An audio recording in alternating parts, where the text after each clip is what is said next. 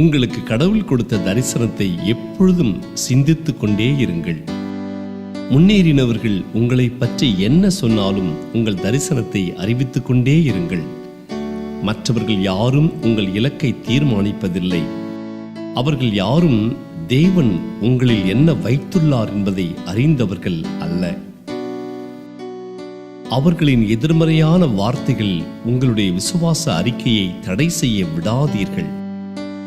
திரும்பவும் விசுவாசியுங்கள், திரும்பவும் கனவு காணுங்கள், திரும்பவும் தைரியம் கொள்ளுங்கள். நீங்கள் கனவிலும் நினைத்திராத வாய்ப்புகளை தேவன் உங்கள் வாழ்க்கையில் கொண்டு வரப்போகின்றார்.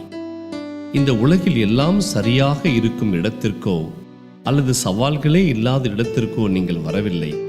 ஆனால் ஆச்சரிய விதமாக அண்ட சராசரங்களையும் படைத்தவரை, எல்லாவற்றையும் நேர்த்தியாக செய்பவருமான கடவுளின் சொந்த சம்பத்தாக நீங்கள் இருக்கின்றீர்கள். நீங்கள் இழந்ததை விட பெறப்போவது மிக அதிகம். ஆகையால் உங்கள் இலக்கை விட்டு எதுவும் உங்களை பிரித்து விடாமல் பார்த்து கொள்ளுங்கள்.